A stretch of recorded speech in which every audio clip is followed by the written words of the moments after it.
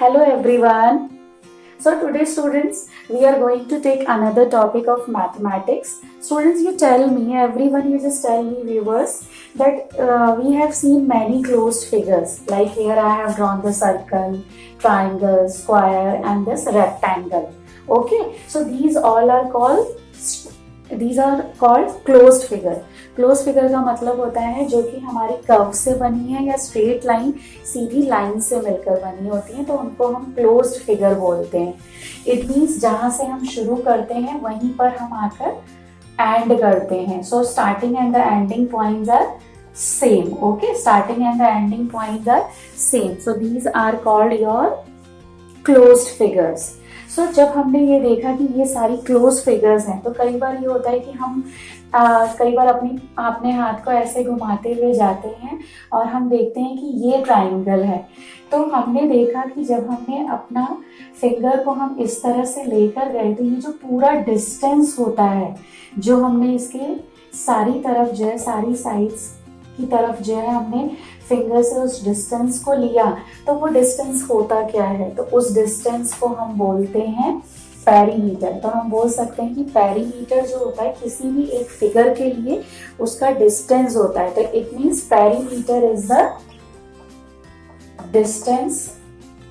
Distance around the figure. It means perimeter is the distance, or you can say total distance around the figure. When we start from here, we go like this. So this is called your perimeter. Okay, same way, suppose if I take this figure, so I start from here, so this is called your distance around the figure. So this is perimeter. And in case of circle, instead of perimeter we use the word circumference. So from here we have started in the square, so this hole is called your distance. Same way we have taken this distance, so this is called your perimeter. So this is called the distance around the figure. It means the definition of perimeter is the total distance around the figure which we are considering. कोई भी figure, उसके चारों तरफ जो distance होता है बाहर से, उसको हम क्या बोलते हैं, पेरीमीटर. ओके, और वो क्या होता है, टोटल डिस्टेंस. एक और हम तरह से समझ सकते हैं कि जितनी भी हमारी साइड्स हैं, अगर हम उसको प्लस कर दें, ए साइड, बी साइड और सी. सो अगर मुझे यहाँ पेरीमीटर पी निकालना है, तो मैं ए प्लस बी प्लस सी कर दूं. इट मीन्स जो भी फिगर दी हुई है मेरे को, उसको मैं क्या करूंगी, वहां सारी साइड्स का मैं क्या ले लूंगी, total. It means some of the measures of their lengths of the sides. It means perimeter. Always remember perimeter starts from P for plus also. So आप क्या करोगे, P perimeter, P for plus. So it means आप plus करेंगे सारी sides के जो measurements है, okay, length है. तो इट मीन सपोज अगर हमारी ए साइड दी हुई है 7, बी दी हुई है 7 और सी दी हुई है लेट्स से 5 सेंटीमीटर. सो हम क्या बोलेंगे, 7 plus 7 14, 14 plus 5 that is 9 centimeter has become your perimeter of this triangle. Okay, so we have seen that simply when we are going to add or we are going to plus all the lengths of the given side or measurements of the sides, हमें क्या मिलता है उससे, perimeter.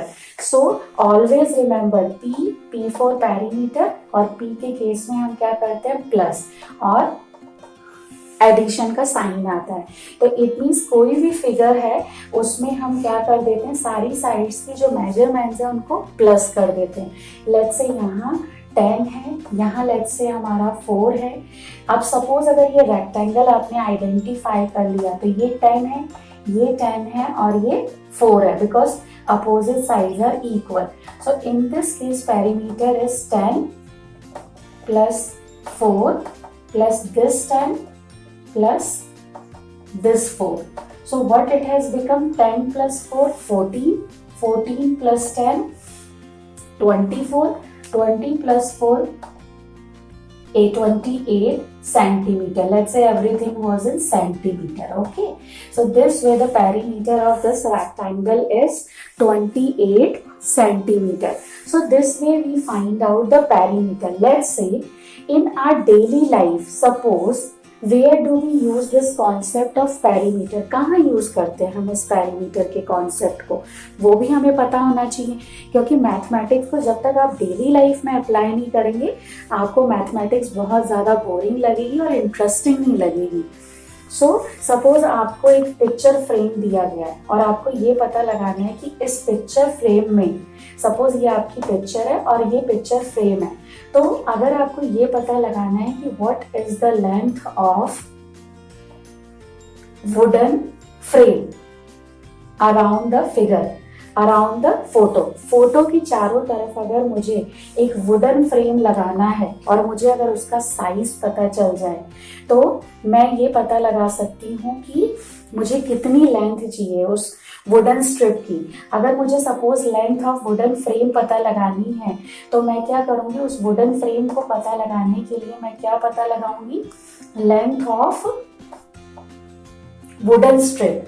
Suppose मुझे वो जो wooden frame है वो वुड से बनाना है, तो मैं ये जो वुडन स्ट्रिप है इसकी लेंथ को पता लगाऊंगी। तो आपके लिए कीवर्ड है कि जब भी वर्ड आ जाए length of the wooden strip या length of the wire, length of the rope, length of the string, तो आपको समझ जाना है कि उस केस में आपको क्या पता लगाना है, पेरीमीटर। क्योंकि जब हम वुडन फ्रेम की बात कर रहे हैं जो कि वुडन स्ट्रिप से बनी है, तो हम बाहरी मेजरमेंट की बात कर रहे हैं, बाहरी मेजरमेंट की। ओके, ये बाहरी measurement, boundary, perimeter means actually boundary, बाहर से। तो आप क्या पता लगाएंगे, उसका पेरीमीटर। तो आप कहेंगे कि length of the wooden strip कैसे पता लगेगी, जब हम लेंथ ऑफ वुडन स्ट्रिप कैसे पता लगेगी, sorry, length of the wooden strip इस चीज से पता लगेगी कि आप उस केस में क्या निकालेंगे, perimeter.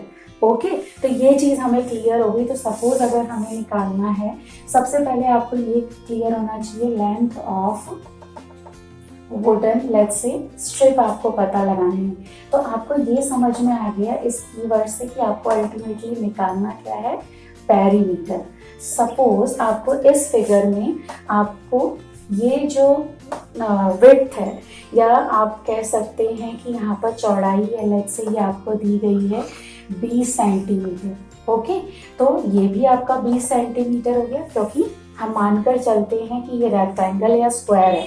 And suppose it is given like this 20 here also it is 20, here also it is 20, so we have come to know that the figure is your square।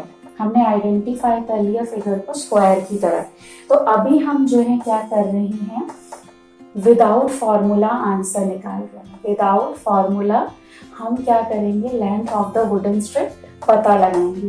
तो लेंथ क्या हो जाएगी आपकी, लेंथ, या यहाँ पर आप पेरीमीटर निकाल रहे हैं, वो आपको क्लियर हो गया कि length of the wooden strip का मतलब है मुझे पेरीमीटर निकालना है।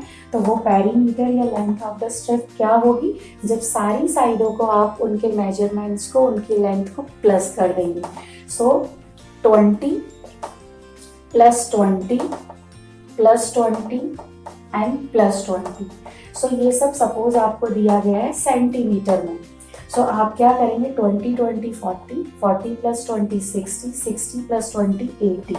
So length of the wooden strip आपकी क्या आई है, 80 सेंटीमीटर। अब सपोज इसी क्वेश्चन को आपको विदाउट फॉर्मूला आपने कर लिया, अब आपको विद फॉर्मूला फाइंड आउट करना है आंसर, विद फॉर्मूला। तो आपको हमेशा ध्यान रखना है कि जब विद फॉर्मूला है और आपका क्या है, स्क्वायर, स्क्वायर का मतलब है कि all the sides are same. So यहाँ तो हमने सबको प्लस कर दिया, ऐड कर दिया, लेकिन जब विद फॉर्मूला है तो आपने क्या देखा कि पेरीमीटर ऑफ जो स्क्वायर होता है वो क्या होता है आपका, हम बोलते हैं 4 × साइड। साइड का मतलब है एक साइड, क्योंकि स्क्वायर के केस में अगर मुझे एक साइड पता है तो ऑल 4 साइड्स आर इक्वल, तो बाकी तीनों साइड्स भी सेम होगी। जो एक साइड का मेजरमेंट है वही आपका बाकी साइड्स का भी होगा। तो आपको ये क्लियर हो गया। अब अगर हमने 4 × साइड लिखा तो ये फॉर्मूला कहाँ से आता है, कैसे डिराइव होता है, उसका भी मैं कॉन्सेप्ट समझा देती हूँ। सपोज आप बोलते हो पेरीमीटर जो है वो सम टोटल है किसका, सारी साइड्स का।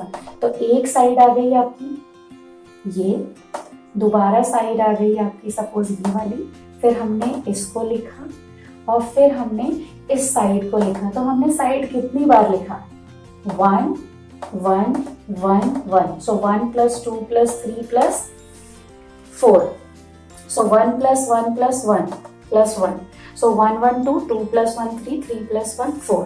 So कितनी बार साइड जाएगा आपका? 4 टाइम्स। तो 4 इंटू साइड। यही रीजन है कि यहाँ पर ये 4 इंटू जो साइड है यही आप कहाँ यूज करते हो? इस जगह पर। तो ये फॉर्मूला बन जाता है। तो आप 4 × साइड की जो आपकी मेजरमेंट दी हुई है लेंथ, वो कितनी है? 20। और आपको पता है कि 24 का क्या होता है? 80 centimetre. So this and this are same. Okay, so with or without formula, answer will be same. Okay, but only the thing is this is without formula and this is with formula. So today in this video we have taken the example of square. Okay, so in the next video we'll be taking the example of rectangle, and there we will be finding out the perimeter of that rectangle with and without formula.